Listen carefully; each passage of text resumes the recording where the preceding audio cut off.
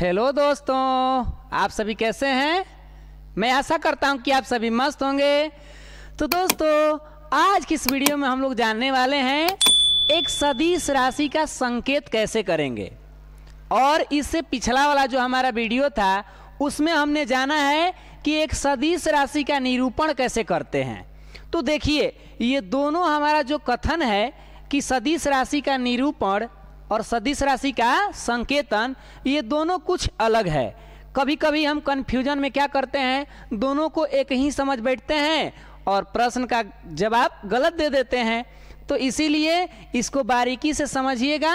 और सदिश का निरूपण जो हमारा वीडियो है उसको डिस्क्रिप्शन में लिंक मिल जाएगा, प्लीज़ आप वहाँ से उसे देख लें ताकि इसको समझने में और आसानी रहेगी। तो आइए शुरू करते हैं। तो एक बार पुनः टॉपिक का नाम पुकारा जाए तो क्या है? सदिश राशियों का संकेतन, या यूं इसे कह सकते हैं notation of vector quantities. Notation का मतलब संकेत, और वहाँ पर हम लोग पढ़े थे रिप्रेजेंटेशन यानी निरूपण। तो आइए एकदम मस्त, कोई ज़्यादा ये मतलब ऐसा नहीं है कि बहुत कठिन है, बिल्कुल सिंपल तरीका से जानेंगे। तो क्या कह रहा है? तो कह रहा है कि देखिए, किसी सदिश राशि का, कोई भी सदिश का ध्यान रखना है, अदिश राशि का नहीं, ठीक है ना, बात को ध्यान रखिएगा। कह रहा है किसी सदिश राशि का संकेत लिखने के लिए, किसी सदिश राशि का क्या लिखने के लिए महान? तो लिखने के लिए संकेत, ठीक है ना, लिखने के लिए अंग्रेजी वर्णमाला। हाँ, यहाँ तो आ गया ना एक बात। कौन सा बात? अंग्रेजी जो ABCD का लेटर होता है उसकी बात हो रही है, क ख ग घ वाली नहीं बात हो रही है। तो अंग्रेजी वर्णमाला के अक्षरों के ऊपर, किनके ऊपर? तो अंग्रेजी वर्णमाला के अक्षरों के ऊपर तीर चिन्ह, यानी तीर का चिन्ह। क्या चीज का चिन्ह? त्रिशूल का, तलवार का नहीं, तो किसका?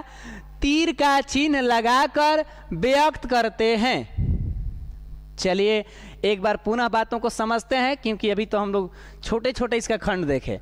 तो आइए फाइनल पढ़ते हैं। किसी सदिश राशि का संकेत लिखने के लिए अंग्रेजी वर्णमाला के अक्षरों के ऊपर, अंग्रेजी वर्णमाला के अक्षरों के ऊपर तीर का चिन्ह लगाकर व्यक्त करते हैं।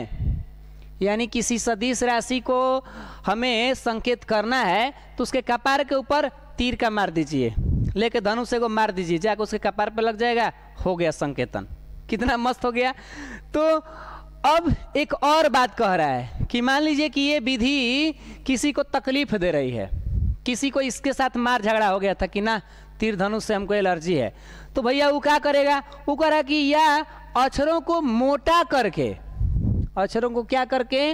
मोटा करके मैंने कर दिया जाता है, करके हम जो लिख रहे हैं, कर कि अक्षरों को मोटा कर दिया जाता है।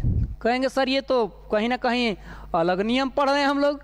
तो ये भी हम, जहाँ तक हमको जानकारी था, ये भी अपने आप में सदिश का एक संकेतन होता है। कैसे? कि मेरे पास कह दिया जाए कि एक सदिश का संकेत करिए, तो हमारे दैनिक जीवन में या अधिकतर जो हम लोग पढ़ते हैं उसमें ये विधि काफ़ी हाईलाइट है, तीर चिन्ह वाला। ये शायद ही कभी हमें देखने को मिलेंगे, ठीक है ना।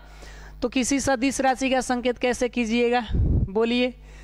तो अंग्रेजी वर्णमाला लीजिए और उसके कपार के ऊपर तीर का चिन्ह रख दीजिए।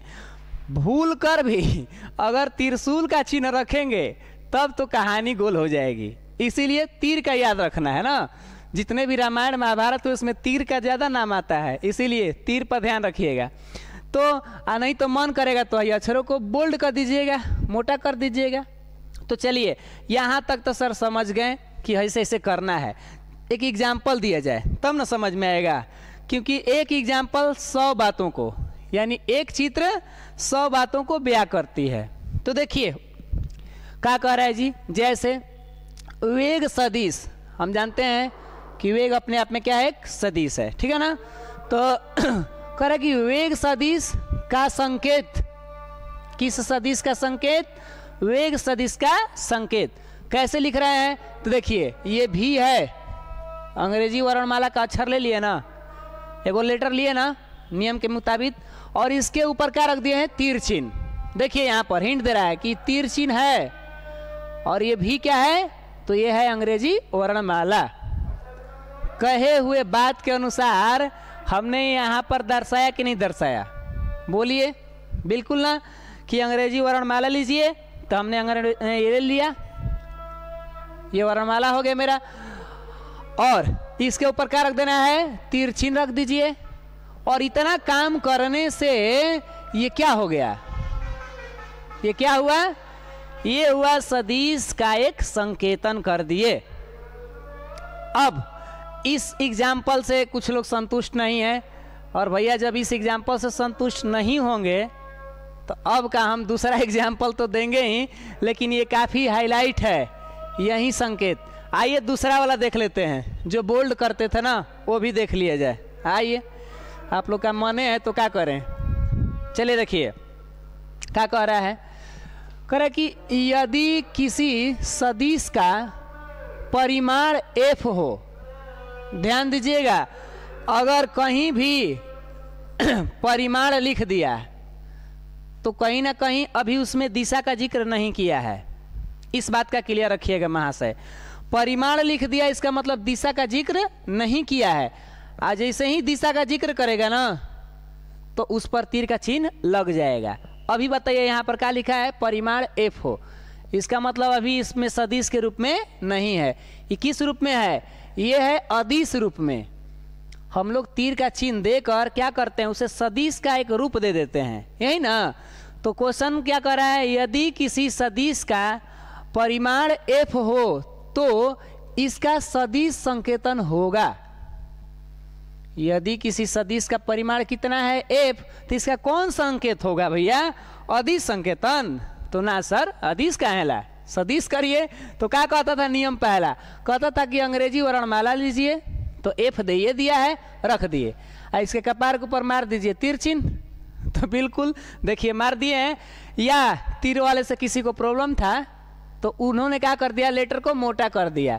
अब थोड़ा सा डिफरेंट है, अगर कहीं ना कहीं आंख में प्रॉब्लम होगा तो डिफरेंट नहीं दिखेगा, लेकिन हम कह दें कि डिफरेंट है। आइए इधर समझ ले, EF है, ठीक, इसको हम इसके कपार के ऊपर तीर मार दिए तो ये बन गया सदिश संकेतन।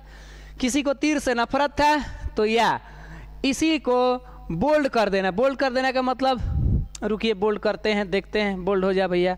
हाँ, यहाँ से देखिए बोल्ड देख रहे हैं ना, इस तरीका से। तो ये भी क्या है, ये भी एक तरह से सदिश संकेतन का विधि ही है। लेकिन ज़्यादातर मामलों में देखें हम लोग तो ये हाईलाइट होता है, ये वाला। तो हम भी भाई इसी को सपोर्ट करेंगे। क्लियर, हम भी पढ़ते हैं तो इसी को पढ़ते हैं। तो आइए अब हम इन सभी बातों को जानने के बाद एक ऑब्जेक्टिव क्वेश्चन करते हैं और देखते हैं कि कितने लोगों का दिमाग यहाँ पर काम कर रहा है। आप बिल्कुल सिंपल छोटा बच्चा जैसा, कैसे क्या कह रहा है समझ लीजिए। देखिए तो कह रहा है कि निम्न में से, क्वेश्चन पढ़ते हैं, निम्न में से कौन एक सदिश का सही संकेतन है। बम्स किया है ना देखिए, निम्न में से कौन एक सदिश का सही संकेतन है, यानी हमारे पास 4 गो ऑप्शन है। इन चारों ऑप्शन को दिखाना पड़ेगा तब ना। देखिए ये 4 गो ऑप्शन दिख रहा है। मान लीजिए कि कोई सदिश राशि है, उसका नाम विलुप्त है, x मान लिया गया है। पढ़ाई में तो मानबे करते हैं, मैथ में भी मानते हैं, और साइंस तो जानबे करते हैं, साइंस में तो गधों को भी बाप मानते हैं, है ना।